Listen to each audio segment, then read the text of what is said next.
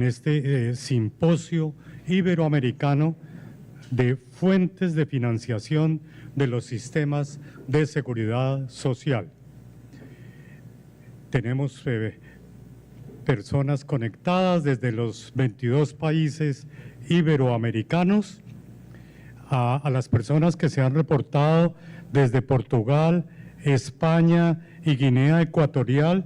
Queremos informarles que las últimas conferencias, si ya es muy tarde en sus países, de todas maneras vamos a colgar después en la página web de la OIS el video de estas conversaciones, para que estén tranquilos y se puedan acostar entonces ya en España, en Portugal y en Guinea Ecuatorial.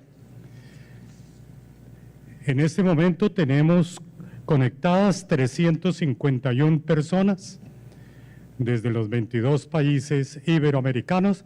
Agradecemos la presencia en este auditorio del claustro de Santo Domingo a personas, funcionarios de Argentina, Chile, El Salvador, Guatemala, Portugal, República Dominicana y Colombia. Quiero recordarles que este simposio es organizado por la Cooperación Española, AECID, y la Organización Iberoamericana de Seguridad Social, con el apoyo de Colpensiones y el apoyo académico de la UGPP y del FONSEP, que es la Caja de Prestaciones Económicas de Bogotá, del Distrito Capital.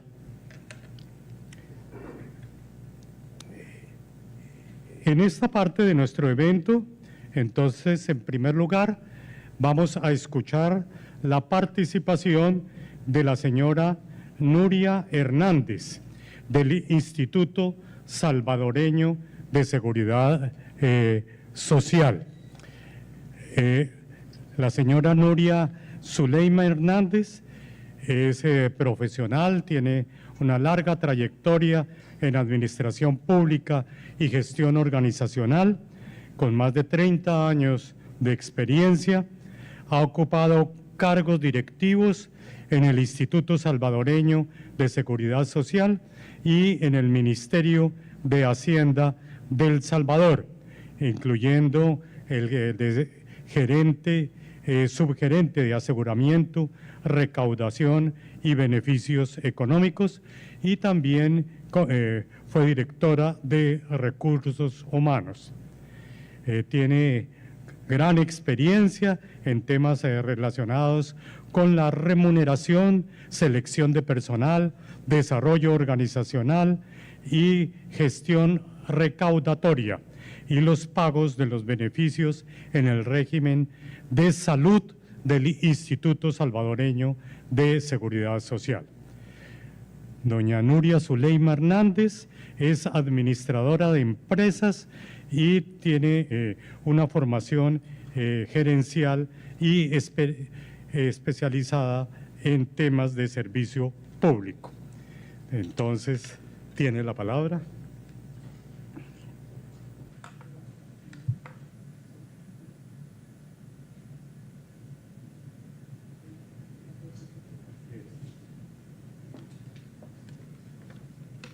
Bueno, tengan muy buenas tardes.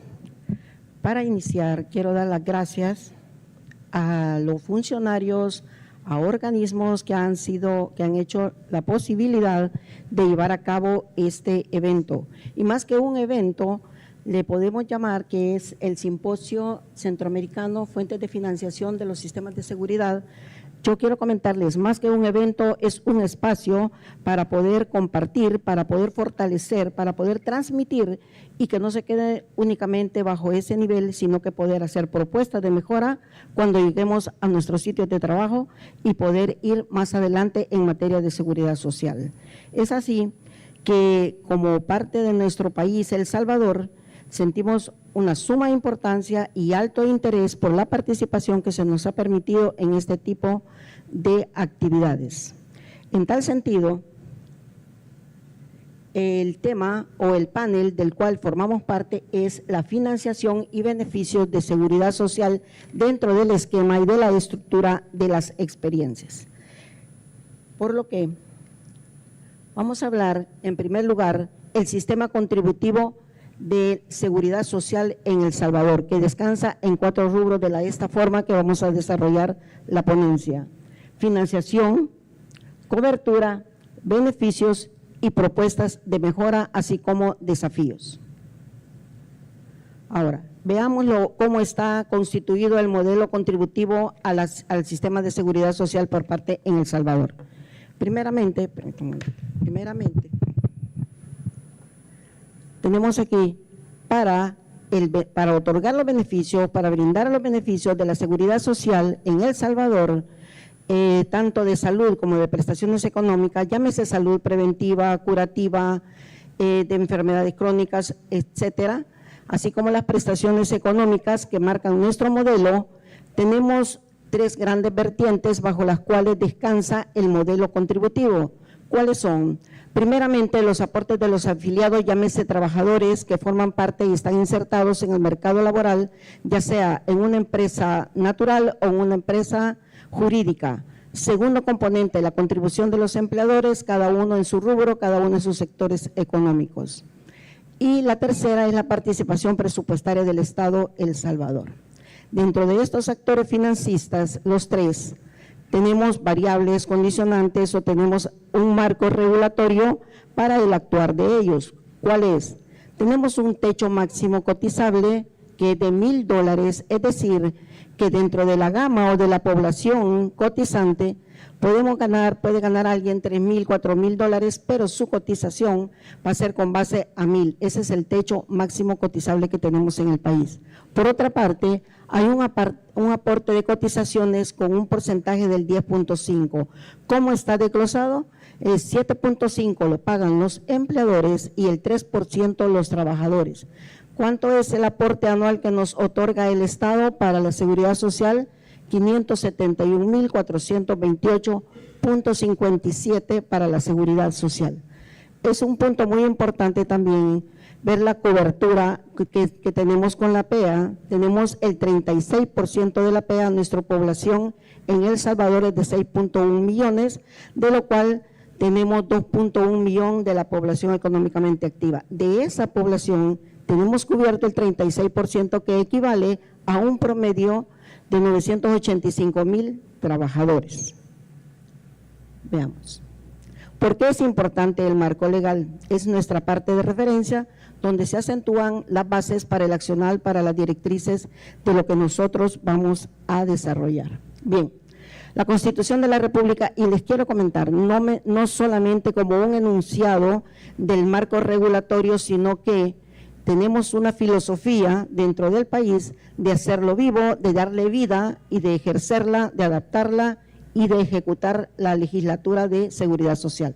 La Constitución de la República obliga al Estado a que goce la población de libertad, de justicia y el tema que nos ocupa de la salud. Es decir, que es nuestra ley primaria para el marco regulatorio de nuestro accionar. Como segundo nivel dentro de la pirámide de la legislatura tenemos la ley del Seguro Social. ¿Qué es lo que manda esta ley? Es diseñar, formular, estructurar un sistema de salud que garantice ¿qué? ¿Qué va a garantizar a la población? Le va a garantizar equidad, calidad, que asegure la satisfacción de las necesidades de nuestra población. Sin dejar de lado las normas técnicas de control interno. ¿Por qué las plasmamos en este momento? Porque esta mide los rendimientos que va teniendo de cada una de las acciones que puedan tomar las autoridades en materia de seguridad social. Sabemos de que si no hay una evaluación, un rendimiento productivo, un rendimiento de cómo han sido las políticas, los planes, los programas, vamos a llegar al final y no hemos logrado el objetivo principal por el cual fueron diseñados. Sin dejar de lado otro cúmulo de leyes que quiero hacerle referencia en algo muy importante para ahorita como tenemos el país, que son políticas de gobierno y que están orientadas a que se haga por la ley de procedimientos administrativos, que se haga todo en el orden jurídico, que se haga todo conforme a la Constitución, que evitemos la corrupción, que evitemos procesos administrativos engorrosos. Tenemos la ley de mejora regulatoria, que es disminuir el número de trámites o el número de requisitos para que los empleadores y los trabajadores puedan ser potenciales para ingresar al sistema de seguridad social. Tenemos la ley de eliminación de barreras burocráticas. Sabemos pues que el gobierno en muchas de las oportunidades han señalado al gobierno como muchos pasos, entonces viene una regulación grande por parte del Estado para poder eliminar y para poder ser eficiente, para poder tener equidad, para no caer en lo que es la corrupción. La ley de ética gubernamental es la misma, es bajo la misma línea, para poder tener transparencia en nuestro accionar. Y aquí quiero leerles así, literalmente, ley Nacer con Cariño para un parto respetado y un cuido cariñoso. Cualquiera puede decir, puede ser romántico, pero en el país no es un romanticismo, sino que se está ejecutando desde el momento de la concepción de un niño. Comienza a haber un cuidado muy especial. ¿Para qué? Porque vamos viendo una visión. ¿Quién va a ser este habitante? ¿Quién va a ser este asegurado? ¿Quién va a ser esta persona que va a cotizar un día y va a nacer con el respeto y va a tener dentro de sus lemas la cobertura de la seguridad social? Ahora, tenemos también la ley de protección de los derechos de las personas de adulto mayor. Estamos viendo una línea de la vida desde que esté concebido, desde que es cuidado hasta que llega a una adultez. Entonces, esta población dentro de nuestro país está siendo considerada bajo esa ley con prioridades para no violentarle los derechos que pueden habérsele violentado en un pasado. Permítame. Ahora bien, entrando en la materia, los beneficios por regímenes que cubre El Salvador. Tenemos 5 regímenes, de los cuales el primero es el general, que tiene desde 1954, estamos hablando de un promedio de 71 años que viene ejerciendo este régimen, en el cual tiene como un porcentaje de contribución a la seguridad social del 10.5, ya lo vimos, 7.5 al empleador y el 3% a los trabajadores. ¿Quiénes forman parte, quiénes tienen cobertura bajo este régimen? Todo trabajador sujeto a un empleador, sea persona natural o sea persona jurídica. Tenemos el trabajador independiente. Este es un régimen especial que nació en el 2018, estamos hablando que tiene 7 u 8 años, y no tiene un porcentaje de contribución, sino que ha sido el pago de cuota de 40 para el individual y 56 cuando ya tiene familia, que es el familiar. ¿Cómo llegamos a esta cuota? Son estudios actuariales que se llevaron a cabo tomando de base salarios de la encuesta de hogar de 533.33 para establecer los $56 y 380 el salario de conformidad a cómo está distribuido las masas salariales en el país. Ahora, tenemos el sector doméstico, inició en 2010, estamos hablando de 15 años de vigencia de este régimen y su cuota es de 10.5. Aquí sí existe un empleador y la cuota que paga es de 42.93. ¿Cómo lo obtenemos? Es sobre el salario mínimo vigente. Si va cambiando el salario mínimo en el país, pues de esa misma manera va transformándose la cuota para este régimen. ¿Quiénes son las personas dedicadas o que tienen cobertura? Hablemos de personas dedicadas al hogar, amas de llave, motoristas, jardineros, que están al mando dentro de una habitación de forma recurrente. Salvadoreño seguro. Este régimen no es para trabajadores, es para las personas que residen en el exterior del país. ¿Y quiénes son los de mayor beneficio? Son los familiares, que son los beneficiarios que se quedan dentro de nuestro país. Y la cuota es de 76.20, aquí también juega la base del salario mínimo. Cotizante voluntario nació en el 2017, tiene 8 años aproximadamente y la cuota que paga 23.73. ¿Quiénes son los que conforman este grupo? Son aquellos trabajadores que por una u otra razón no lograron pensionarse, sea por variable de edad o porque no lograron los 25 años de cotización que regula la legislación para poderse pensionar en El Salvador. Y el marino mercante son trabajadores de buques extranjeros, de navieras que han llegado al país y tienen un equipo de trabajadores salvadoreños, llámese bartender, llámese que son los que conducen los barcos o X especialidades dentro del buque. Ellos tienen una cuota de $35. Cuando nació, les quiero comentar, cuando nació este régimen, veían los jóvenes, porque la mayor parte son jóvenes que forman parte de este grupo, en sus beneficiarios, las personas que quedan en el país, porque ellos salen a alta mar por 6 meses quizás y dejan a su familia un tanto desprotegida, porque ellos sí tienen seguros internos. Ahora, ¿cuáles son los beneficios en materia de salud? Para el general, hasta el trabajador independiente y doméstico, tenemos acceso al portafolio de salud, llámese laboratorios, operaciones, medicina preventiva, medicina curativa, todo el bagaje que tiene el instituto. Y tenemos también prestaciones económicas de auxilio de sepelio, que es lo que se les otorga pues para gastos funerarios.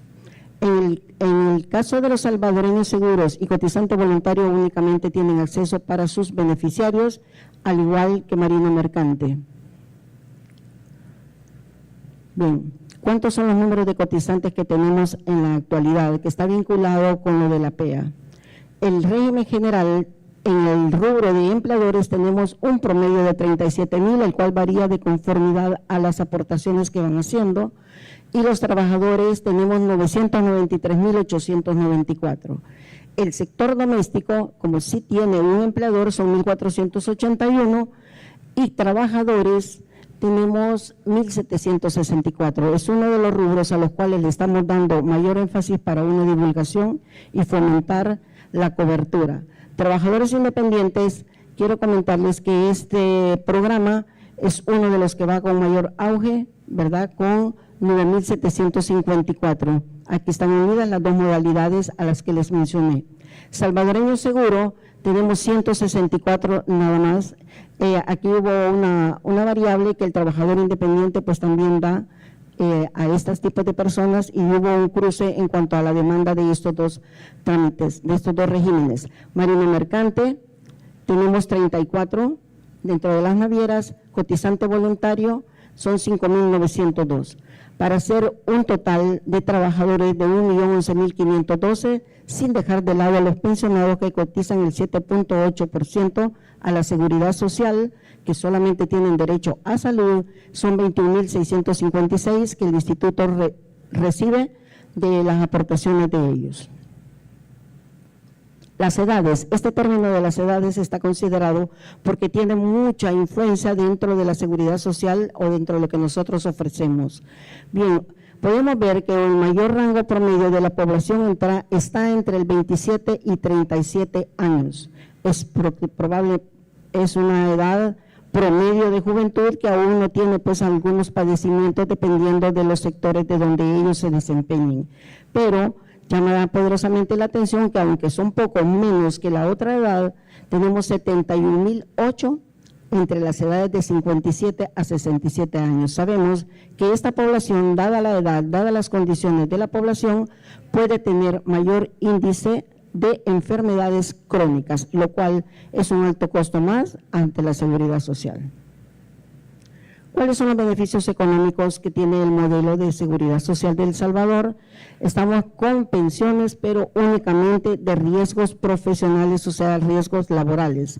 Tenemos 5 rubros, tenemos la pensión por invalidez, por asignaciones, por viudez y por orfandad y los progenitores. Por invalidez, ¿cuál es la forma típica de poder sacar la pensión a otorgar? Tenemos una comisión de calificadora de invalidez y el techo mínimo para poderle otorgar por este rubro es el 21% de menoscabo que tenga el trabajador para continuar desempeñándose. Si dentro de la evaluación que le hacen los médicos a ellos tienen un 21% por el riesgo, por la enfermedad o por el accidente que tuvo, ellos le dan esa calificación y nosotros les hacemos el cálculo por la sumatoria de los salarios devengados antes del accidente y tenemos unos porcentajes del 60-70% para poderle otorgar la pensión. Las asignaciones son para aquellas pensiones totales, que ya no tiene un menoscabo, que ya no son evaluadas, sino que son dictaminadas como totales, y siempre es por el 20% de la pensión mínima. Ya le puedo decir por dónde anda la pensión mínima de riesgos. La viudez, pues sabemos de que también depende de los salarios que tenía el trabajador. La pensión por orfandad es para los hijos que quedan desamparados, y la pensión de los progenitores, para poderla asignar, hacemos estudios para ver la dependencia económica de los padres del fallecido. Tenemos un promedio en invalidez de 230,000 pagos en el último trimestre. Este es un promedio del año pasado. La que menos tenemos son las asignaciones. La pensión por viudez es otra que también es de alto porcentaje en el pago, como lo de los casos, $482,946, y la pensión por orfandad $151,000 y $27,342 por las de progenitores. Ahora bien, estas son las pensiones mínimas de riesgo profesional que tenemos establecidas. La pensión mínima es $119.70 y la máxima es de $700. Para el otorgamiento de estas, como les comentaba, es con base a los salarios, así como a porcentajes ya determinados por ley. Son 119, el porcentaje son 36, 60, 30, 40, dependiendo de siniestralidades o dependiendo de las condiciones del trabajador. Estos son los montos, como ustedes pueden ver aquí, que puede llegarse a cancelar a los trabajadores como a las personas beneficiarias. Ahora bien, como les comentaba al inicio de la ponencia, tenemos 3 rubros bajo los cuales se pagan prestaciones económicas, y esta es subsidios, pensiones por riesgo profesional, y tenemos también auxilios de sepelio. ¿Cuál es el rubro de mayor preponderancia? Estamos hablando el de subsidios. Este de subsidios tenemos un pago de 50 millones aproximadamente que nosotros cancelamos a los trabajadores. ¿Por cuáles riesgos? Estamos hablando del riesgo de maternidad, que pagamos el 100%, ¿sí? Que son 22 millones que hemos hecho hoy en noviembre. La enfermedad común por 16 millones y el accidente de trabajo 7 millones. Porque de este pago que nosotros hacemos es con la cobertura o con la financiación del 10.5% que se efectúa, así como las otras porcentajes de los regímenes especiales. Solo en una prestación son 54 millones y tenemos el de auxilio de sepelio, que tenemos 5.389.000. Déjeme decirle que hasta el año pasado se cancelaban los auxilios de sepelio de 936, pero este ha sido absorbido para los trabajadores activos para pensionados por el Instituto Salvadoreño de Pensiones. El instituto se ha quedado cancelando únicamente para regímenes especiales y para riesgos profesionales. Ese es el rubro que ahorita estamos pagando, que llega ahorita a 136,000 nada más. Ha bajado considerablemente porque se ha transferido la prestación a otra institución. ¿Cuáles son los desafíos, retos, con base a las experiencias que hemos venido teniendo dentro del sistema de seguridad social? La sostenibilidad financiera, que creo que esa es un punto común para todas las ponencias que hemos escuchado, las 4 que hemos tenido, y qué es lo que estamos haciendo nosotros. Les quiero comentar, además de ser un desafío, hemos puesto ya manos sobre esto, que nos han arrojado las experiencias. Hay planes estratégicos de quinquenio que el gobierno solicita para ver qué acciones vamos a hacer para hacer sostenible la seguridad social en el país, dada que la creciente envejecimiento de la población. Acciones que vienen enfocadas que no puedan dañar a ninguno de los sectores de la población. ¿Cuál es la cultura de incumplimiento? Esto probablemente lo vemos como un enunciado, pero es una de las partes neurálgicas, porque no hay una cultura de cumplimiento de la seguridad social, porque no se ha visto como una inversión, sino que se ve como una obligación. Y no es una obligación, sino que es un beneficio para la población. En tal sentido, lo que se tiene preparado es hacer fórum, hacer eventos con la empresa privada, con la empresa pública, para que puedan tener conciencia de las obligaciones, de los retos y de todo lo que involucra una seguridad social para el cumplimiento del pago de las cotizaciones referentes a seguridad social. Ahora, tenemos el equilibrio generacional.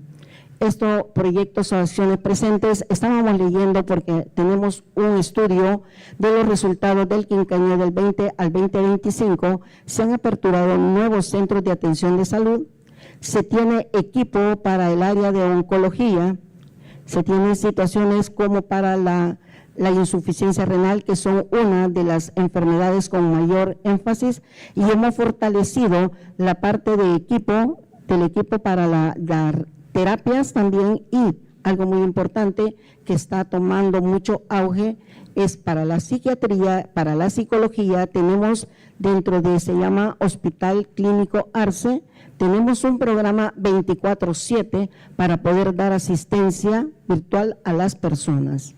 Ahora bien, ¿por qué menciono todos estos proyectos o actividades estratégicas que se han desarrollado?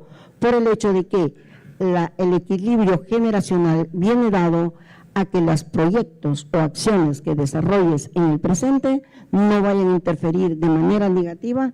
¿Para qué? Para las generaciones futuras. Ahora, tenemos también concientizar a los empleadores en la forma pues que habíamos dicho, a través de diferentes actividades que tenemos programada realizar, y reducir y gestionar la mora patronal. ¿Qué quiere reducir? Contamos con una política de prevención y de recuperación de la mora. En ese sentido, no solamente vamos a actuar de una forma reactiva a tratar de recuperarlo ya en mora, sino que a prevenir que estos niveles de morosidad de cotizaciones siga creciendo. Incremento de asegurados por la generación de mayores empleos. Este es una bonanza por los diferentes proyectos que tiene el gobierno para la inserción de una población de reciente que va saliendo de bachilleres, que van saliendo como graduados, para poderlos insertar al mercado laboral.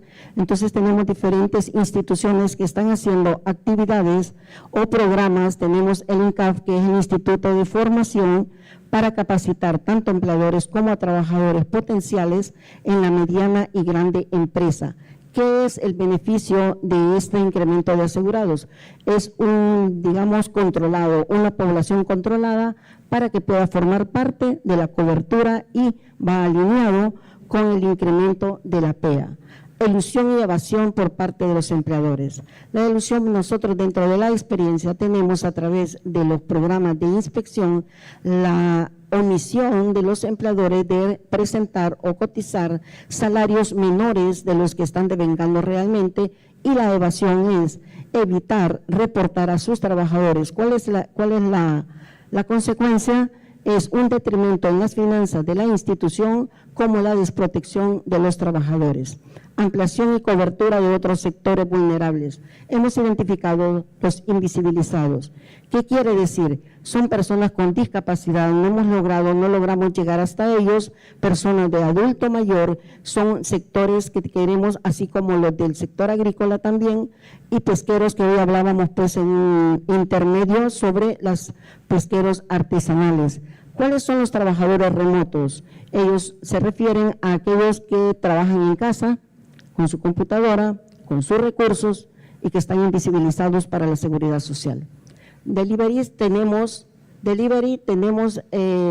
una población de 45.170 trabajadores para poder realizar en esta ocupación, y les quiero comentar, el 67 y el 80% de este grupo de trabajadores son jóvenes. Son personas que tienen alto grado de siniestralidad por el tipo de trabajo que realizan y que no están siendo cubiertos. Las propuestas de fortalecimiento que van alineadas pues también a los desafíos que acabamos de comentar, y esto es lo que estamos estudiando en este momento. Aquí se ha puesto de una forma, de un promedio que podríamos llevarlo a cabo. Sin embargo, no es definitivo, sino que son cifras preliminares, pero en sí, el incremento a la tasa de cotización, que tiene 32 años en El Salvador de no tener cambios y las exigencias y lo que hemos ido dando va de aumento en aumento.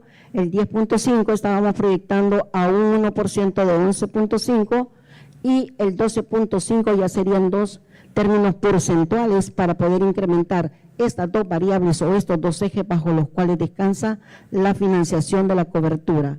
Eliminar el techo máximo, este tiene 10 años de no tocarse, es de $1,000. Lo que yo les comentaba, si gana más, pues él va a cotizar el 10.5. Terciarización de la mora, esto va alineada a la morosidad. Esto es dar a terceros la mora que nosotros tenemos para poder tener mayor efectividad. Un plan de identificación y captación de patronos, estos son proyectos internos que están aliados a todos aquellos patronos que tienen una actividad económica, tienen trabajadores, pero nunca se han formalizado con el Seguro Social. Y por otra parte, hay empleadores que sí se inscriben, pero que nunca han sido y reportado sus cotizaciones. Ojo, he de aclarar que no es que vamos a quitar cotizaciones porque estos dos supuestos no implican cotizaciones registradas. ¿Por qué? Porque nosotros las cotizaciones no las podemos eliminar. Y por otra parte, este proyecto lleva algo muy bondadoso, que de 1998 en adelante, porque de ahí hacia atrás podemos afectar a los trabajadores porque lo teníamos nosotros, el pago de la vejez. La revisión también, la que se empezó la revisión de los regímenes especiales, con sus bondades y sus cuotas van a ser revisados. La simplificación y digitalización de trámites, este es uno de los retos que tiene el gobierno para minimizar trámites y para hacerle a la población de una forma más fácil trámites que realizan en el instituto. Separación de tasas de cotización de salud del régimen de riesgos profesionales. Este es un tema que se está viendo a través también de un estudio con la OIT. Pues sabemos de que por el 10.5 damos enfermedad común, damos riesgos comunes, damos riesgos laborales, enfermedades laborales y damos maternidad. En otros países pues tienen separada el porcentaje de cotización tanto para salud, enfermedad común, como para riesgos laborales. Implementación de campañas de inspección con mayor ímpetu a diferentes sectores que nos han tocado, obligatoriedad de los regímenes, todos los regímenes que les mencioné son de carácter voluntario. Un estudio para incorporar otros sectores laborales, como lo decía, algunos sectores que no se han incorporado y nuestra ley dice que de forma gradual, siempre y cuando no vaya a afectar el equilibrio financiero del instituto. Por lo tanto, se harían los estudios correspondientes. Revisión y modificación de los regímenes, ampliación de la cobertura, todo de la cobertura de la PEA, todo está alineado a dar mayor cobertura desde un punto de vista social. Proyectos de reformas legales, la ley de nosotros tiene años de tener vigencia, algunas cosas pues no se han alineado, pero estamos en ese proyecto. Propuestas de mejora, servicios de salud, son servicios de salud con un enfoque preponderante ¿a qué? Al preventivo. Sabemos que si usted prevé la salud, evita riesgos, es como todo problema atenderlo de forma oportuna porque el curativo tiene mayor costo. Integración de sistemas aplicativos, estamos en un proyecto con diferentes organismos para poder dinamizar, estamos con 27 trámites para ser digitalizados y que desde la comodidad de la casa la población pueda realizarlo, llámese de aseguramiento, pago de mora, de modificaciones, etcétera. Apertura de nuevos servicios de atención domiciliar para la atención preventiva de pacientes crónicos, pues vamos a fortalecer otros nuevos, además de lo que se tiene de llevarle recetas repetitivas, llevarle sus medicamentos a aquellos que tienen cáncer, que tienen situaciones de insuficiencia renal, etcétera. Y ahora, como lo último, transformar el modelo de atención de salud es otro de las apuestas que hemos hecho integral dentro de la vida, del curso de vida, en sus etapas preconcepcional, gestacional, primera infancia, adolescencia, todo el ciclo de vida de una manera integral, como abordando de forma integral el curso de la vida a través de diagnósticos preventivos, tratamiento, rehabilitación y cuidados paliativos priorizados. Mejorar la eficiencia del proceso de cadena de suministro, sabemos que es una deuda para poder suministrar los medicamentos y poder tener los dispositivos para poderlos llevar hasta la casa o poderlos distribuir. Implementar soluciones tecnológicas en los procesos asistenciales, estamos implementando gradualmente el expediente electrónico, De aquí viaja, ahorita les comento, hay un proyecto de incapacidades, emite el médico en el expediente electrónico su incapacidad, esta viaja directamente a las áreas administrativas, ahí se hacen los cálculos, cada uno el empleador ya no tiene necesidad de firmar un papel, sino que únicamente dentro de la plataforma electrónica da un checklist y nosotros efectuamos los depósitos a banco. Estas son parte de las modernizaciones del gobierno y aún más pues que tenemos para poder mejorar los sistemas el sistema de salud y como el sistema contributivo. Gracias.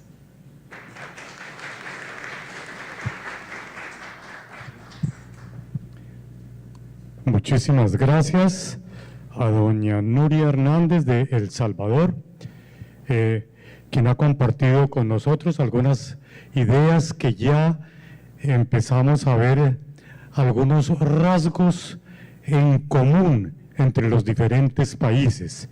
Por ejemplo, ella insiste en los temas de sostenibilidad financiera de la salud, en la cultura de seguimiento de seguridad social y el pago de aportes a la seguridad social, el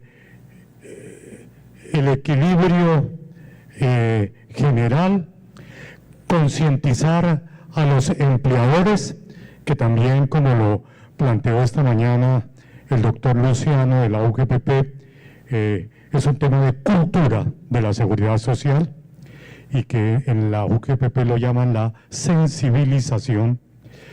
Y otro tema que también es común en varios países latinoamericanos es el de los regímenes especiales. Simplemente para comentarles, en el año 2005, con el acto legislativo 001, en Colombia se acabaron los regímenes especiales en materia de pensiones. O sea, teóricamente, desde el año 2005 ya no existen en Colombia regímenes especiales y todas las personas hacen parte del sistema general de pensiones, con excepciones en algunos países en lo que tiene que ver con los militares y la Policía Nacional. Lo mismo para el caso colombiano. Y lo otro que plantea la doctora Nuria, lo de la propuesta de separar las cotizaciones de salud y riesgos laborales.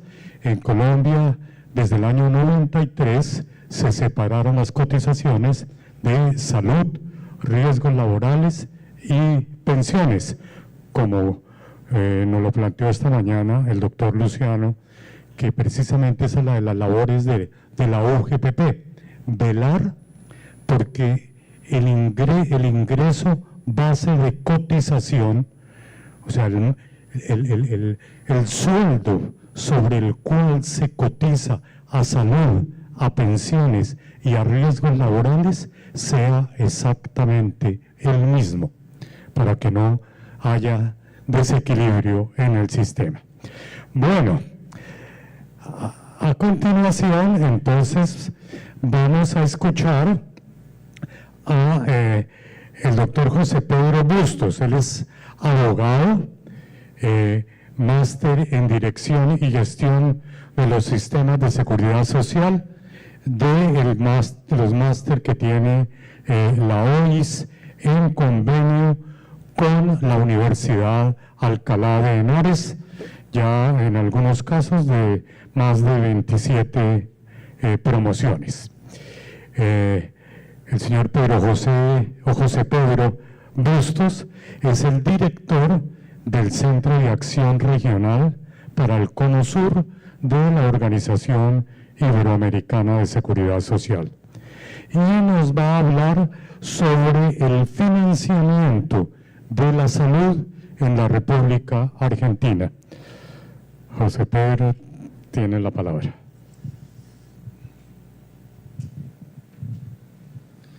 Muchas gracias, Gustavo. Buenas tardes a todos los presentes nuevamente y por primera vez buenas tardes a todos los que nos están viendo de modo virtual. Como señaló Gustavo, voy a hablar sobre el financiamiento de la salud en la República Argentina. Antes de hablar del financiamiento, tengo que dar una breve explicación de cómo funciona el sistema de salud, porque si no sería incomprensible abordar directamente lo que es el financiamiento. Me parece interesante estos encuentros y este simposio, como dijo la doctora Nuria Hernández recién, no solamente por tratarse de un simposio, sino por compartir experiencias internacionales que nos nutren a todos en cada uno de nuestros países para ir fortaleciendo y mejorando la seguridad social en todos sus aspectos. En la República Argentina, como vemos ahí, hay 3 subsectores de la salud, uno eminentemente público, es decir, hospitales públicos que están a cargo de la nación, de las provincias o de los municipios, un sistema que nosotros llamamos de la seguridad social, pero en realidad es de obras sociales, porque seguridad social en realidad es todo, en donde tenemos obras sociales nacionales que, como dijo Gustavo al inicio de la jornada de hoy, es un sistema muy sui generis en Argentina. ¿Qué quiere decir obras sociales nacionales? Son entidades prestadoras de salud, básicamente administrado por asociaciones sindicales. 3/4 partes de estas obras sociales están en manos de las asociaciones sindicales y después hay algunas otras que están vinculadas con personal de dirección de empresas, directamente obras sociales de empresas y algunas obras sociales que todavía quedan del Estado Nacional, de empresas del Estado Nacional. El segundo punto que ahí vemos que dice obras sociales provinciales, en realidad son obras sociales de los empleados públicos de las provincias de la República Argentina.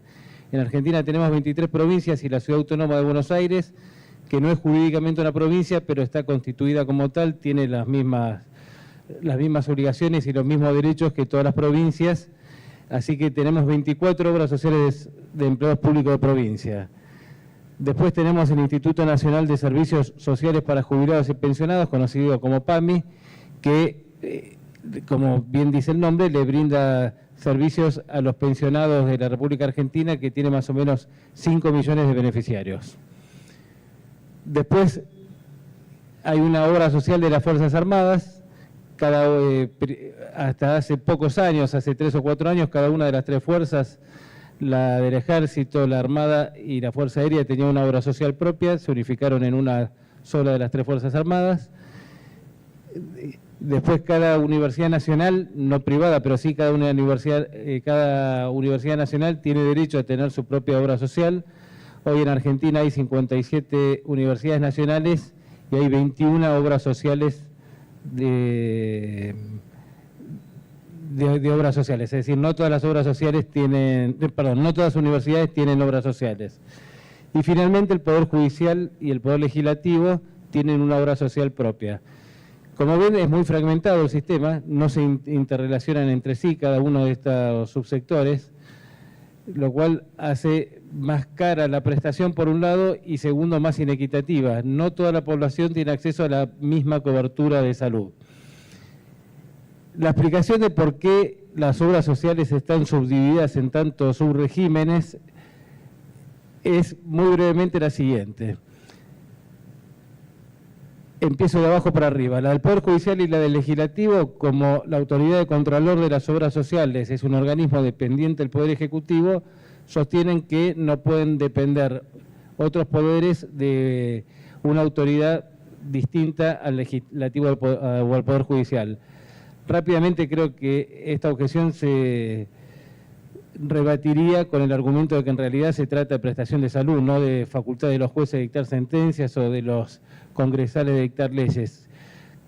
Pero, de todos modos, subsiste cada una de estas obras sociales. Las universitarias se sostienen la autonomía universitaria, sostiene que como son autónomas tienen derecho a tener obra social. Creo que va la misma objeción que para el primer caso, es decir, la autonomía está referida a la autonomía de cátedra, no tiene sentido vincularla con el tema de la salud. Y después las Fuerzas Armadas es un régimen especial, creo que un poco que tampoco está justificado en este caso porque está relacionado con cuestiones de seguridad que lo mismo que los otros casos, a mi criterio por lo menos, no tiene relación con la prestación de salud. Y finalmente vemos el sistema privado, que en general en los países el sistema privado es un sistema voluntario para la gente de mejores ingresos que puede acceder a una cobertura distinta de lo que es el régimen del Estado, pero como veremos a continuación, tiene una relevancia mucho más importante de lo que suele tener en otras partes del mundo y de Iberoamérica. Acá hago una referencia a que Argentina es un país federal, pero lo hago sobre el impacto que este tema tiene sobre la salud, que explica también por qué hay 24 obras sociales de empleados públicos de provincia. El artículo 221 de la Constitución Nacional de Argentina establece que todo poder no delegado en el Poder Federal, es decir, en el Gobierno Federal, queda reservado a cada una de las provincias. La salud no fue delegada al Estado Federal, con lo cual cada una de las provincias tiene derecho a establecer un régimen de salud propio. La fragmentación por eso cada vez es mayor y es más difícil de universalizar cobertura, aplicar financiamiento de modo más razonable, diría. Este último tema, es decir, lo que estoy refiriendo, se está poniendo en crisis en los últimos años, con opiniones de juristas destacados de la República Argentina, sobre la base de estos dos fundamentos. En primer término, la Constitución argentina se discutió en el año 1853. En ese año la salud pública no existía como tal, no había un concepto de salud pública. Entonces, lo que sostienen estos juristas es que en realidad no es que no estuvo delegada la salud en el gobierno federal, sino que directamente no se trató el tema porque no existía. Para hacer un ejemplo burdo, es como pensar que en 1853 hubiéramos hablado de energía nuclear, no se hablaba de lo que no existía. Y el segundo argumento es que en Argentina la doctrina de la Corte Suprema de Justicia indica que todas las materias que Argentina internaliza en su derecho interno por vía de suscripción de tratados se federalizan, aun cuando no lo hubieran sido antes de la suscripción de ese tratado. Con lo cual deberíamos revisar, a criterio de estos juristas y a mi criterio, esta concepción de que la salud no es un tema federal. Esto lo vamos a pasar rápidamente, quiero ser respetuoso con el tiempo. La doctora Nuria habló exactamente 30 minutos, lo estuve controlando, espero tener la misma precisión. Además por el respeto al tiempo de todos ustedes, ¿no? Esto lo vamos a pasar rápido. En Argentina tenemos 759 empresas de medicina prepaga, muchas de ellas con muy pocos beneficiarios, ahora lo vamos a ver. Acá está la cantidad de obras sociales que hay, nacionales son 291, provinciales, como dije, 24, 27, dije 21, era un error, hay 27 obras sociales universitarias, la de las Fuerzas Armadas, Poder Legislativo y Judicial. Bueno, este es un resumen de lo que acabo de decir, la interrelación compleja que tiene todo el sistema nacional, todo el sistema de salud en Argentina. Me voy a parar un poco más adelante, no sé si molesto al de la cámara, pues para poder ver mejor.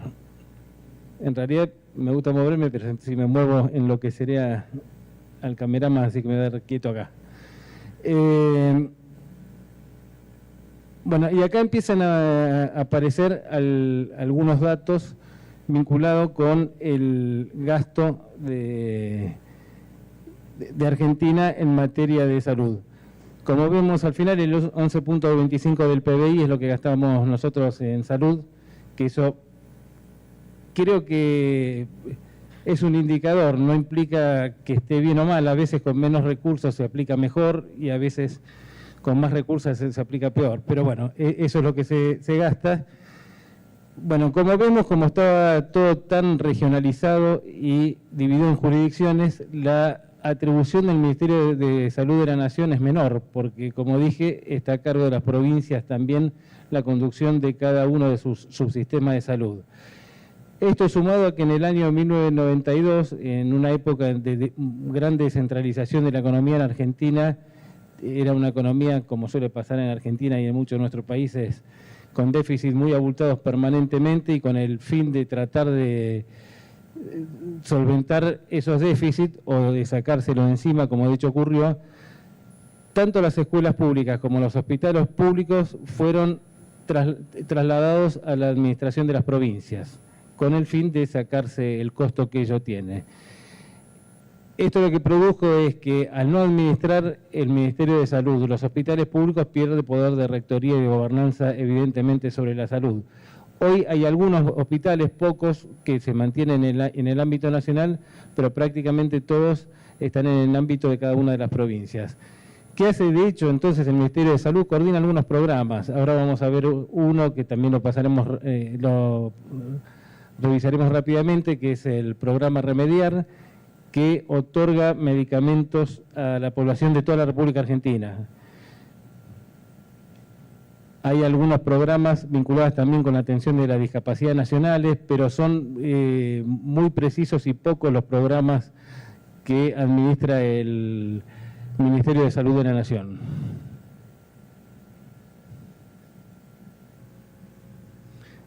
Este es el programa que decía, da respuesta al 80% de las consultas del primer nivel de atención. Les cuento que esto es fundamental para el suministro de medicamentos a la población argentina. Tan es así que hace algunos años se suspendió la ejecución de este programa por algunas sospechas de corrupción en su administración, en un cambio de gobierno, y la investigación hizo que, o la administración más que la investigación, hizo que este programa se suspendiera por el transcurso de 6 meses, hasta tanto se dilucidara estos hechos de eventual corrupción, y lo que produjo es que muchas de las provincias tuvieran que modificar sus partidas presupuestarias que estaban dirigidas a brindar otros servicios a su población para la compra de medicamentos para sus coprovinciales. Hay un banco de drogas especial también del Ministerio que administra básicamente drogas oncológicas. Bueno, y este es el que decía recién, es el PAMI, que tiene 5.671.000 beneficiarios y dirige el 85% del gasto a salud. Esa cifra millonaria da más o menos en dólares, no me acuerdo quién dijo a la mañana que no andaba bien en matemática, me sentí identificado, pero alguna cuenta voy a sacar. Son aproximadamente 2.000 millones de dólares más o menos que se gasta en este tema. Bueno, esto veo que se ve bastante mal, ¿no? Bueno, el 33%, esto es lo más importante porque los otros son cada uno de los indicadores de a qué va dirigido el presupuesto del PAMI. El 33% del presupuesto corresponde a medicamentos en farmacia. Además del PAMI están las obras sociales provinciales que están solventadas por el presupuesto que le asigna el gobierno provincial. Así que cada una de las provincias tiene un gobierno distinto, tiene un presupuesto distinto de acuerdo a las posibilidades que tiene. Acá abajo también se ve bastante mal, me parece en rojo. IOMA, que es la obra social más grande de la provincia de Buenos Aires, tiene 2.230.000 afiliados. En Argentina más o menos tenemos 48 millones de habitantes, digo, para tener una referencia de qué quiere decir cada uno de estos números. La provincia de Buenos Aires claramente es la de mayor población, tiene más o menos 15 millones de habitantes. Decía que se financian con aporte del Tesoro más del Tesoro Provincial, más aportes, un aporte del trabajador. La característica en Argentina es que cada uno de los subsectores de la seguridad social no tiene posibilidad de tener otra obra social que la que su trabajo le indica. Es decir, si uno es empleado público de la provincia de Tucumán, tendrá la obra social de la provincia de Tucumán. Si trabaja en cualquiera de las 3 Fuerzas Armadas, tendrá esa obra social. Ahora, de las 291 obras sociales que habíamos visto que tiene el Sistema Nacional, cada beneficiario puede elegir cualquiera de ellas. Puede hacer una opción de cambio anual, es decir, una vez que elige, al año puede pasarse a cualquier otra obra social.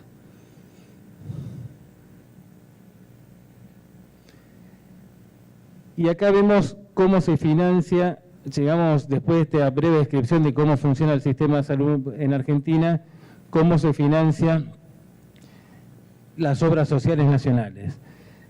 Se financian con un 3% del aporte del trabajador y un 6% de la contribución de los empleadores. Esto en términos generales y trabajadores en relación de dependencia. Una dificultad que observamos en el mundo, no solamente en Iberoamérica, es la gran cantidad de trabajadores independientes cuya cobertura no estaba prevista ni desde el punto de vista previsional ni de la salud, problema que también se presenta en Argentina.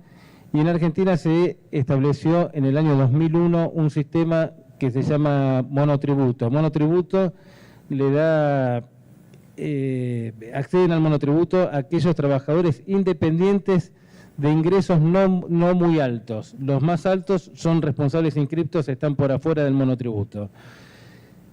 Y el monotributo tiene un triple componente, un componente tributario, uno previsional y uno de salud.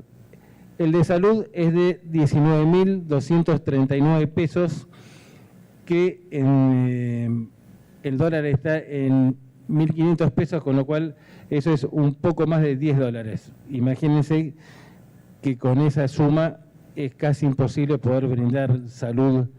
Una consulta médica ambulatoria en Argentina en promedio está a 25.000 pesos. Ya está arriba de esa suma una consulta de 15 minutos que hace un médico de cartilla prestacional.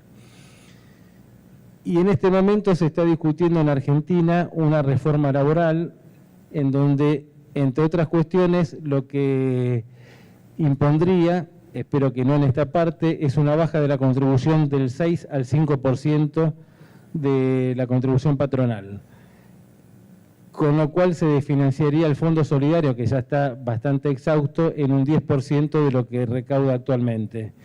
Y acá me voy a detener un poco porque sí, me parece que este es un problema que atraviesa a todos nosotros. Acá me traje el cuadernito, en realidad con anotaciones que me fui haciendo de la exposición de cada una de las personas que fueron hablando hoy. Falta, me parece, en Argentina claramente y en muchos países de Iberoamérica, tomar conciencia de lo que significa la seguridad social en el mundo. Uno puede hablar de políticas de Estado que puede coincidir un poco más o un poco menos. Ahora, la seguridad social claramente mejora la vida de la gente. Tener un buen sistema de salud, un buen sistema de pensiones y riesgo de trabajos adecuados, la población mejora. Y hay que tener conciencia de cómo se va generando el financiamiento de la seguridad social. La secretaria general hablaba en la inauguración de ese simposio de generación de cultura previsional. Yo creo que esto es fundamental para todos aquellos que no están en la seguridad social. Esto para nosotros a lo mejor es una verdad elemental, pero es difícil a veces hacer entender, no solamente a personas comunes, sino a quienes están en la política, el impacto que tienen estas decisiones sobre la seguridad social en general.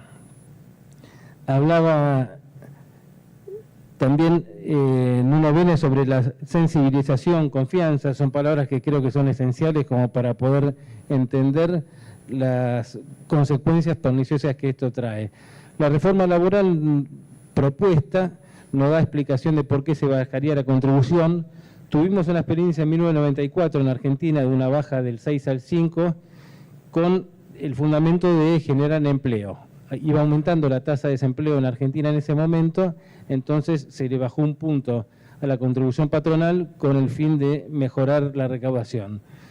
Todos los indicadores de un año de junio del 94 a junio del 95 indicaron un aumento constante de la desocupación, con lo cual se demostró que esa baja del punto de la contribución no impactó en una mejora en el empleo ni una baja en la desocupación.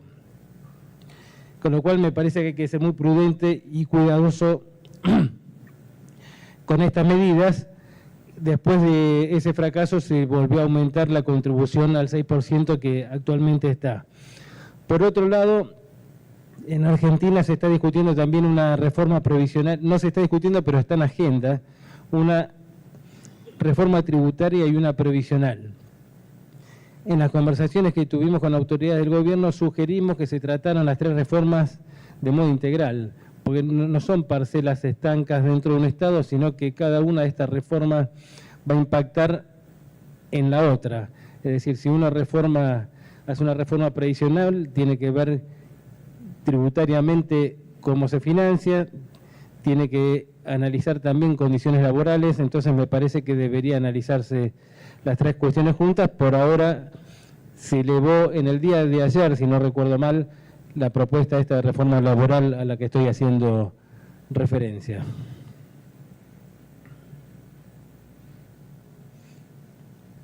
Perdón, ahí puse Fondo Solidario y no expliqué qué era. El Fondo Solidario de Redistribución es un fondo que administra la Superintendencia de Servicios de Salud en la República Argentina y tiene por fin la cobertura, no la cobertura, sino el financiamiento posterior, el pago posterior a la prestación de prestaciones de alto costo y baja incidencia. El problema, lo vamos a ver a continuación, es que casi todo el fondo hoy está destinado al pago de prácticas de prestaciones por discapacidad, con lo cual no queda dinero para otro tipo de prestaciones. Acá estamos viendo la recaudación mensual, la cápita promedio es de 60.000 pesos en Argentina, estoy haciendo la conversión a dólares para que todos entendamos de qué hablamos, son $40 más o menos. Eso es la cápita promedio de lo que se recauda en materia de previsión social. Voy a ir pasando rápido para cumplir con el tiempo. Acá está una distribución de afiliados por obras sociales. La más grande, OSECA, que es una obra social de empleados de comercio, que tiene 1,5 millones de afiliados más o menos. La segunda es una obra social de dirección, OSDE. Vamos a ver directamente, perdón que me pasé.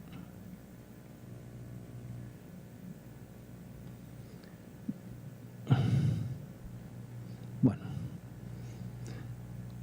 Tercera, peones rurales, bueno, y así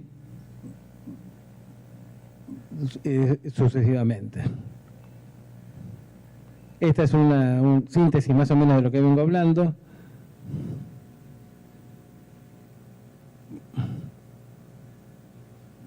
Quiero pasar esto para...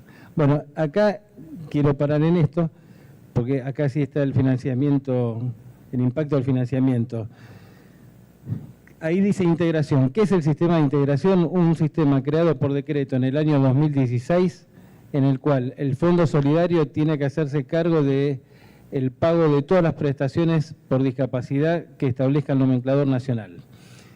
El primer año que el fondo tuvo que financiar prácticas de discapacidad, que no estaba todavía este decreto, me refiero al año 2008, el pago de prácticas por discapacidad representaba el 3% del total del fondo. Aquí vemos en el año 2023, que es el último registro oficial que tenemos, el pago de la discapacidad representó el 61% y yo estimo que actualmente debe estar en el 82%. Es decir, queda solamente un 18% para el pago de otras prácticas y ahí se dan discusiones como, por ejemplo, tratar de crear un fondo especial de medicamentos para el financiamiento de medicamentos de alto costo, parecido a lo que hizo Uruguay en el 2008. Y se nos presenta el problema que también compartimos lamentablemente en muchos países de Iberoamérica, que cuando recurrimos a autoridades nacionales para hacer este tipo de propuestas, también el Tesoro Nacional tiene arcas exhaustas, con lo cual entramos en una discusión diabólica de dónde podemos sacar fuentes de financiamiento. Acá vimos muchas fuentes alternativas. Les cuento alguna que se está desarrollando, me lo mandaron mientras estábamos almorzando en el día de hoy. La Caja de Profesionales de la provincia de Santa Fe, cuya presidenta es presidenta de la coordinadora de todas las cajas nacionales y además asociada a la OIS, invierte fondos verdes quiere decir en desarrollo sustentable, que la provincia de La Pampa impulsa, en donde me acordaba de lo que decía el doctor Nuno Vélez a la mañana, uno de los fortalecimientos que tenía sus mecanismos alternativos de financiamiento era justamente de reinversiones útiles para la caja. En este caso, estas inversiones verdes además tienen beneficios tributarios y beneficios adicionales que se le otorga al gobierno de la provincia de La Pampa a las cajas profesionales. Y otro de las distorsiones que a mi criterio tiene el mecanismo de integración de discapacidad es que prácticamente la mitad de las prestaciones que se financian no están vinculadas estrictamente con salud, sino que están vinculadas con la educación y con el transporte de las personas con discapacidad. A mi criterio esto habría que tratar de derivarlo en todo caso a los Ministerios de Transporte y Educación, pero que no pesen sobre el financiamiento de la salud. Otra fuente de financiamiento de las obras sociales son subsidios que otorga la superintendencia derivados de la administración que tiene del 15% de los aportes y contribuciones que vimos recién en estos subsidios. Primero uno que se llama SANO, Sistema Automático Nominativo de Obras Sociales, en donde la diferencia entre el ingreso per cápita del grupo familiar y el valor que determina la matriz para esa composición familiar en cuanto a sexo y edad. ¿Qué quiere decir esto? Hay una tabla, que no la traje acá para no ser demasiado minucioso, de riesgo etario entre varón y mujer, que en realidad es toda la misma, salvo entre 15 y 49 años, edad fértil de la mujer, en donde se entiende que hay un gasto un poco mayor de la mujer, el componente es mayor, y se le integra ese monto a cada obra social para poder financiar su funcionamiento. El SUMA es un subsidio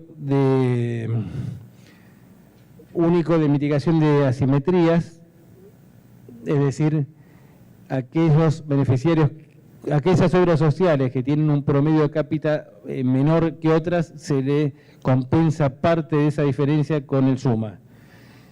Esto de todos modos fue modificado el año pasado y se distribuye en forma directamente proporcional al número de afiliados a cada agente, con lo cual deja de tener sentido que se llame mitigación de asimetrías porque no produce más esa mitigación. Y después hay dos subsidios más, uno para los monotributistas, a los que hice referencia recién, y otro para una cápita determinada por cantidad de monotributistas que tiene cada obra social, y después una cápita determinada para obras sociales que tengan personas mayores de 65 años en su cobertura, que es optativa, no es obligatoria porque está en el PAMI. Creo que me quedan 5 minutos, si el profesor Gustavo no me corrige, creo que es así. Así que vamos a ir redondeando.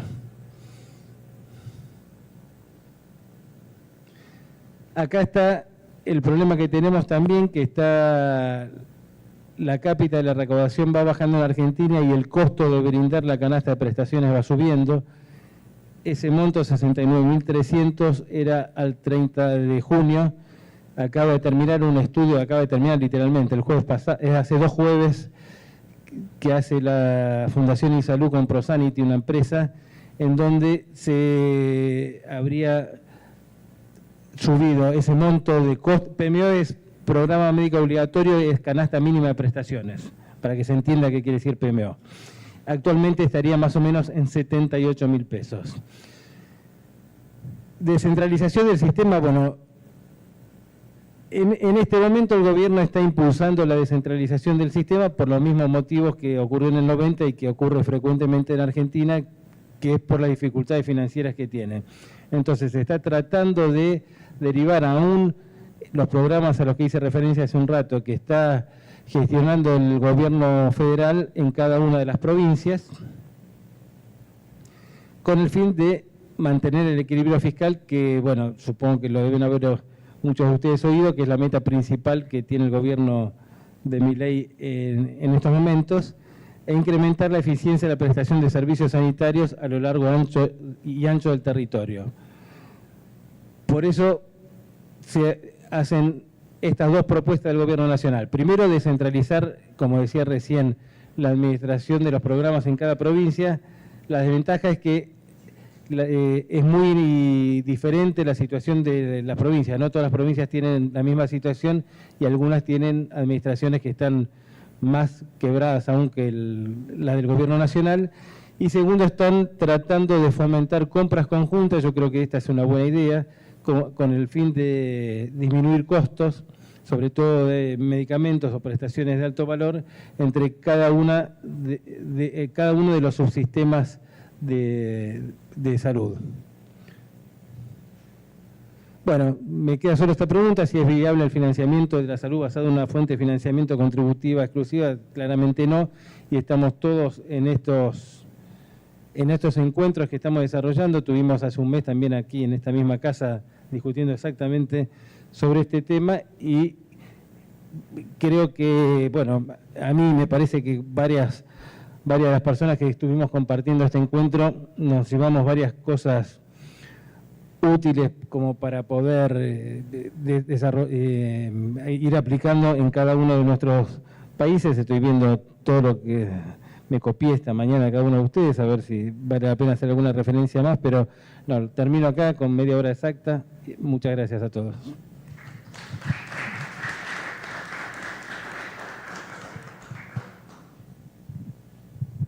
Bueno, muchísimas gracias a José Pedro, quien es el director regional de la OIS para el Cono Sur, con sede en Buenos Aires.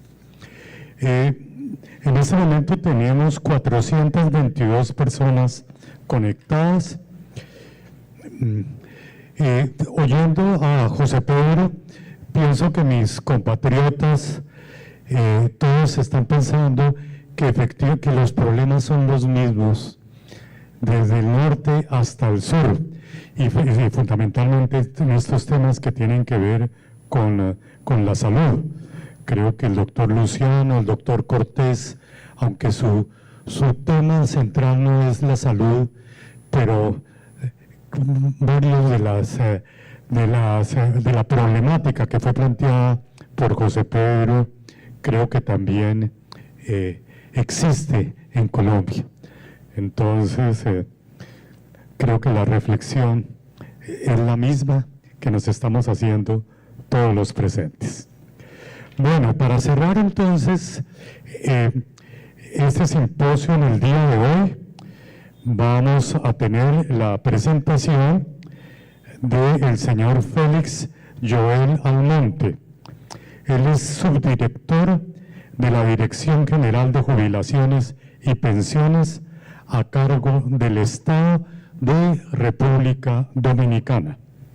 Es egresado magna cum laude de la Universidad Tecnológica del Sur.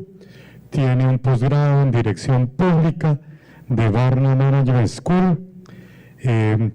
También tiene el máster en Administración y Gestión de Planes y Fondos de Pensiones de la OIS en convenio con la Universidad Alcalá de Henares, y tiene una maestría de la Universidad Autónoma de Santo Domingo, y actualmente está cursando el doctorado en Ciencias Sociales en la Universidad Católica de Murcia, en España.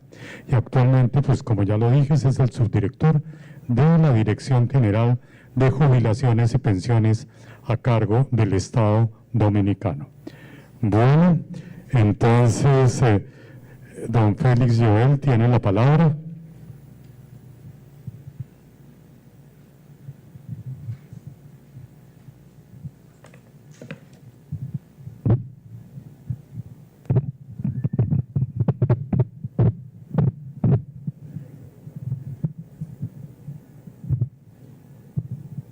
Sí, muchas gracias.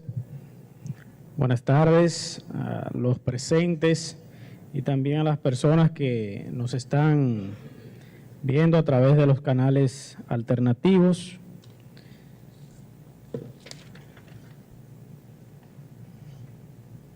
Muy buenas tardes a nuestra secretaria general, doña Gina Magnolia Riaño, cual quiero detenerme aquí y felicitarla por la extraordinaria gestión que está desarrollando la OIS, con usted al frente, con esta misión de fortalecer los sistemas de seguridad social de Iberoamérica. Enhorabuena. Bien.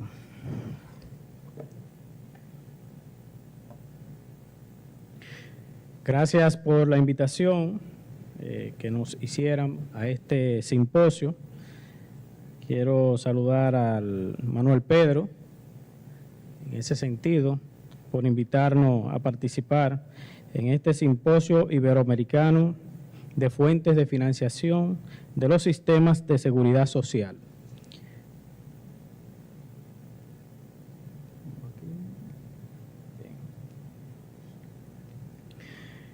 En nuestra presentación estaremos abordando temas generales del sistema dominicano de seguridad social, específicamente al sistema de pensiones, que está dividido en la parte de capitalización individual y también en una parte del sistema de reparto, que es administrado por la Dirección General de Jubilaciones y Pensiones a cargo del Estado. Estaremos viendo una panorámica de la evolución que ha tenido el sistema en 2 periodos que hemos tomado para esta actividad, la situación actual financiera que alberga el sistema y los retos que nos depara para poder adecuar el sistema a las exigencias de la sociedad. Y cerraremos con una serie de recomendaciones, o vamos a decir conclusiones, para mejoras ya vista esta panorámica que estaremos aquí compartiendo.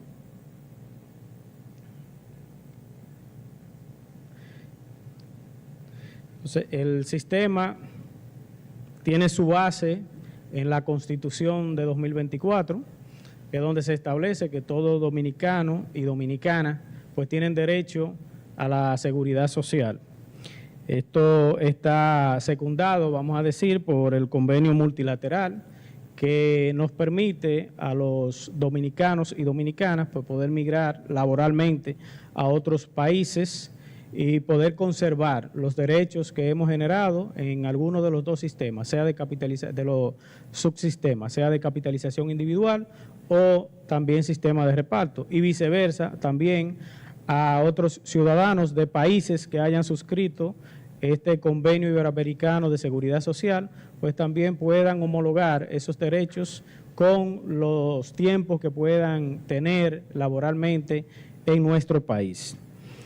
Ya de manera un poco más ampliada, el sistema ya de forma, vamos a decir, más ampliada, como dije anteriormente, se desarrolla en la Ley 87-01, que es la que crea las administradoras de fondos de pensiones, también organiza lo que es el sistema.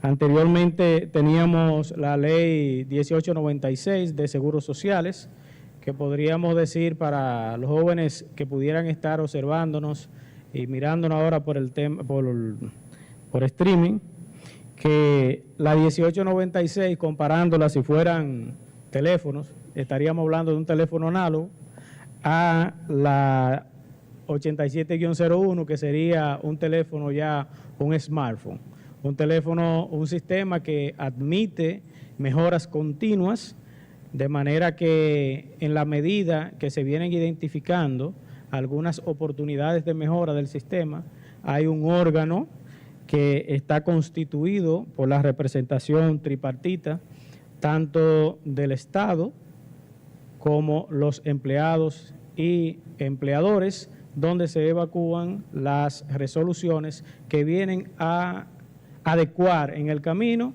lo que sería el buen funcionamiento del sistema de pensiones en República Dominicana, y también de la parte que tiene que ver con salud y riesgos laborales. Tenemos también que es un sistema que está constituido en 3 pilares: un pilar contributivo, un pilar subsidiado y el semicontributivo, para poder articularse en toda la demanda en este contexto de seguridad social. Entonces, al igual que han expuesto lo que me han antecedido en la palabra, pues estas son variables que están presentes en los diferentes contextos de los sistemas de seguridad social en cada uno de nuestros países. Tenemos el tema del cambio, los cambios demográficos, el envejecimiento de la población, la informalidad laboral, es un tema que es una constante en las conversaciones con miras a la reestructuración y a las reformas de los sistemas. Y tenemos los avances tecnológicos y las nuevas modalidades de empleo, que son de las variables que se deben analizar y se deben buscar la forma de crear los instrumentos normativos que permitan que todas estas modalidades de empleo pues puedan también formar parte de la formalidad laboral, valga la redundancia. Estoy aquí entrando un poquito más en detalle con relación a la evolución histórica que ha tenido el sistema de capitalización individual, el subsistema. Aquí vemos que para 2022 los afiliados que tenía el sistema era de 4.7 millones de afiliados, y para 2025 lo tenemos ya en 5.5 millones, para un crecimiento en estos años de un 17%. El incremento también se refleja en la parte cotizante, que pasa de 2 millones de cotizantes a 2.4 para 2025, para un incremento de un 20%. El aumento del patrimonio de las AFP estaba en 2022 en 1.075 billones y pasa para 2025 a 1.529 billones, para un incremento de un 42.23% en estos aproximadamente 3 años. Esto tenía una participación en el 2019 del Producto Interno Bruto de un 19.4%, para 2025 pasa a ser un 20% de participación, para un incremento de un 1.52%. Las recaudaciones mensuales promedio en 2022 estaban contempladas en un monto de 6.535 millones y para 2025 es de 9.162 millones, para un incremento de un 40.20%. Entonces, hemos hablado acá, hemos escuchado a los demás países también, la parte de la diversificación de los fondos, o sea, la colocación de estos fondos. Para 2022 era muy limitada. Básicamente el 80% de la participación, la colocación de estos fondos, pues era en el sector público. Ya para 2025 tenemos una colocación un poco más diversificada. Y quiero detenerme aquí un momentito para, y no está acá en la gráfica, pero decirle que en 2022 la rentabilidad real histórica era de 4.76 y la rentabilidad nominal últimos 12 meses en 2022 era de 6.10%. Y ahora para 2025 la rentabilidad real histórica es de 5.31 y la rentabilidad nominal de los últimos 12 meses es de 9.56%. O sea, una rentabilidad bastante importante con relación a estos fondos de capitalización individual.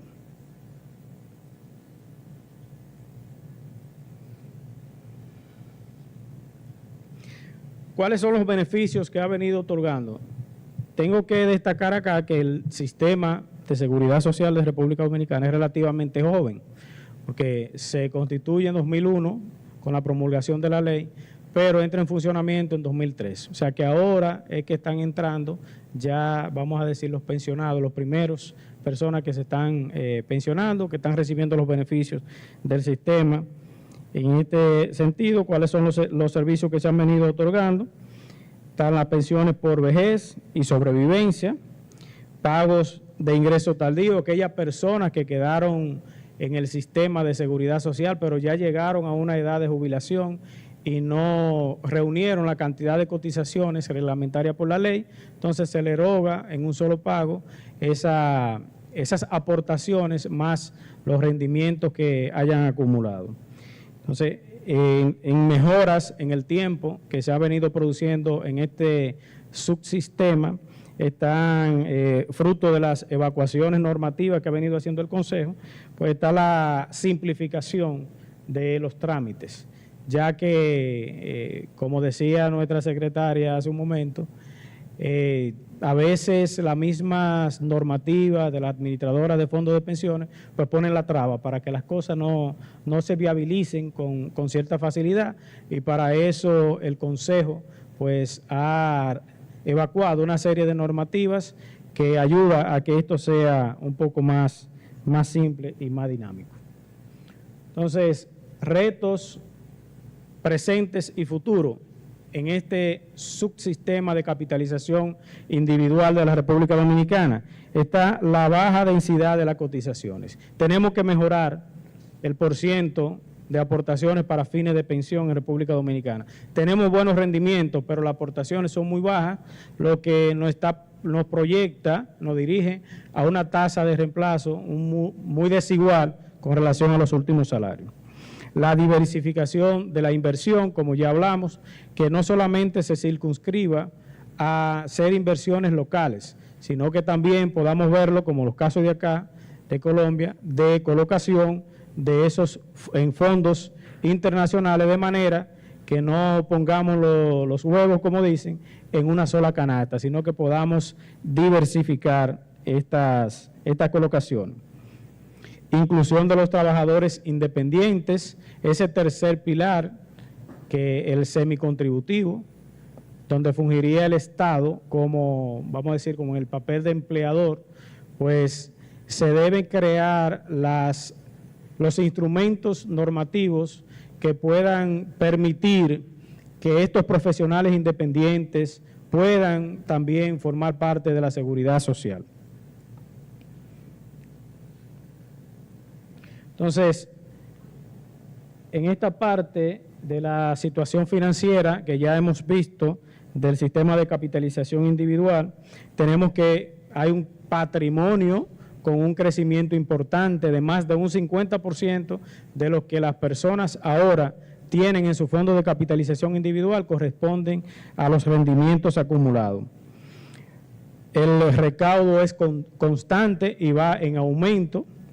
Tenemos, y aquí en este punto quiero hacer mención de que la Dirección de Información y Defensa de los afiliados al Sistema Dominicano de Seguridad Social está haciendo un excelente trabajo en este proceso de concienciación para que las personas pues puedan entrar al sistema y poder ampliar esa base cotizante.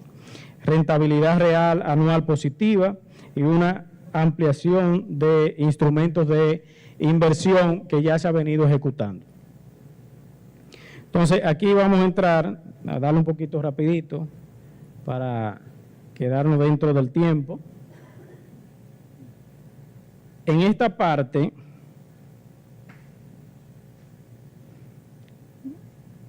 aquí, esto es con relación al sistema de reparto, que está manejado por la Dirección General de Jubilaciones y Pensiones del Ministerio de Hacienda. Aquí vemos que las contribuciones se reciben de la parte civil, pero también tenemos un fondo especial que corresponde a la Policía Nacional. Entonces, aquí en esta tablita que ustedes ven, arriba, dice que los afiliados civiles al sistema son 93.468.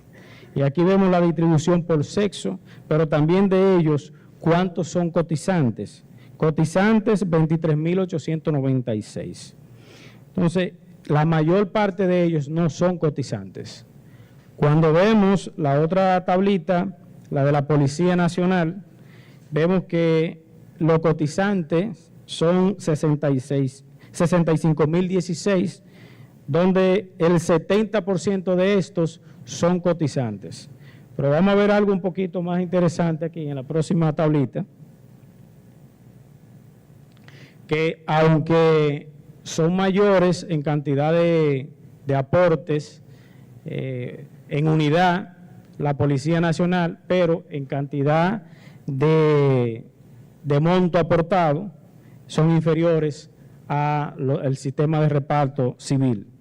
Aquí tenemos las dispersiones que el Ministerio de Hacienda recibe por las aportaciones de los civiles, que son 3.425 millones, versus la Policía Nacional, que es 2.476 millones. Básicamente el 58% de estos, aunque son menos los cotizantes civiles, pues tienen un monto mayor. Y esto tiene una explicación porque los salarios son diferentes. Aquí tenemos que lo que recibe para 2022 el fondo de reparto son unos 7.000, casi 6.000 millones de pesos. Pero las erogaciones de pagos oscilan en los 51.000 millones de pesos para este año proyectado.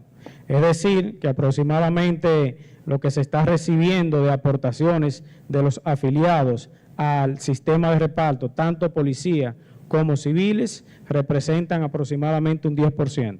El 90% corresponde a aportaciones de los impuestos para cubrir la nómina de pensionados del sistema de reparto de República Dominicana. Entonces, ¿cuáles desafíos hacia el presente futuro tiene el sistema de reparto?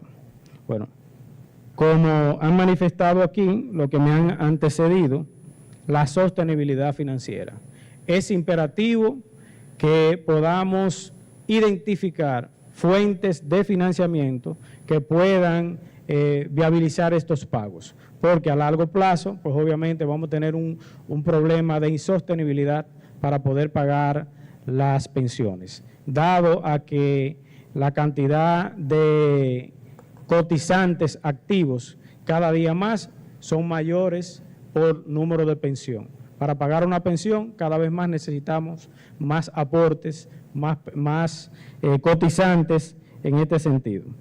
Actualización normativa, tenemos leyes ya obsoletas de más de 40 años, entonces es necesario que se actualicen con las exigencias ya de los nuevos tiempos, de manera que podamos adecuarla y poder corresponder de mejor manera a las exigencias de la actualidad.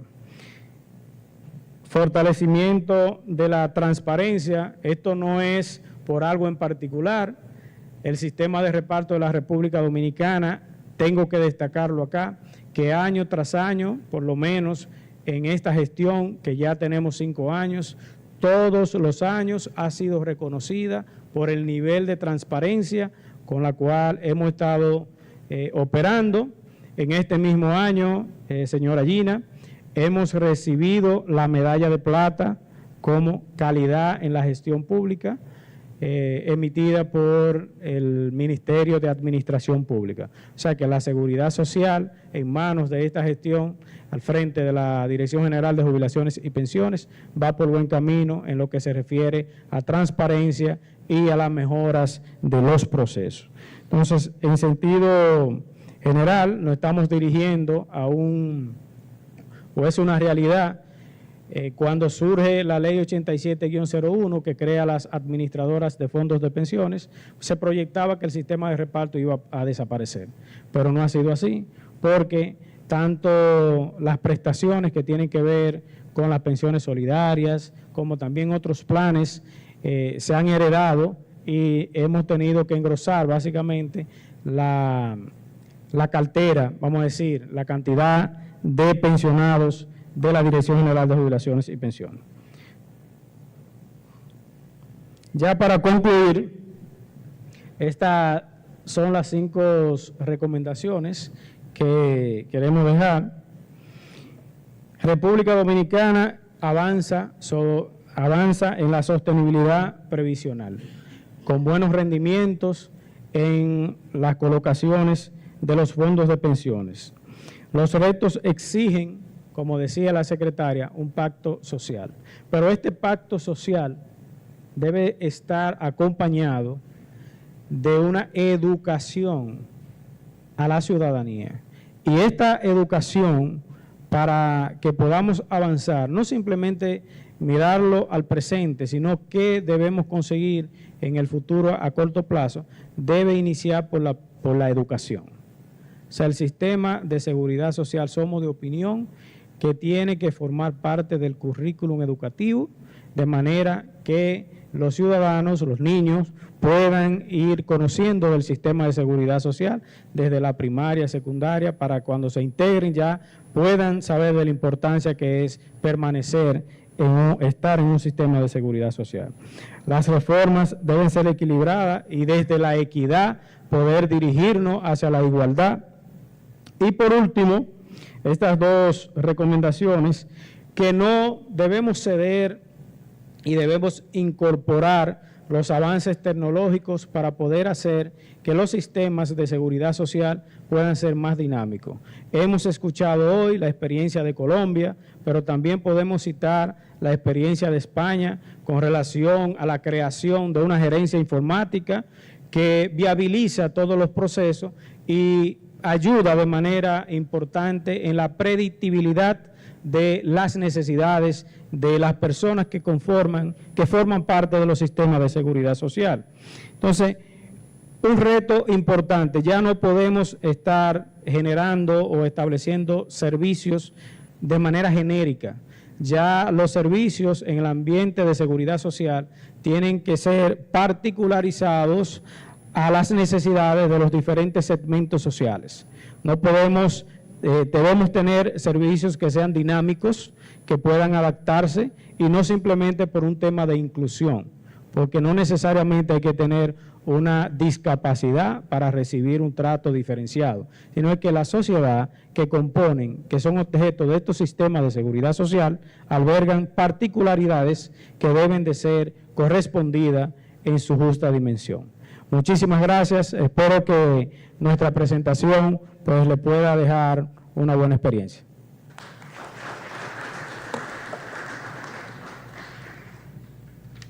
Bueno, muchísimas gracias a don Félix Joel por su exposición.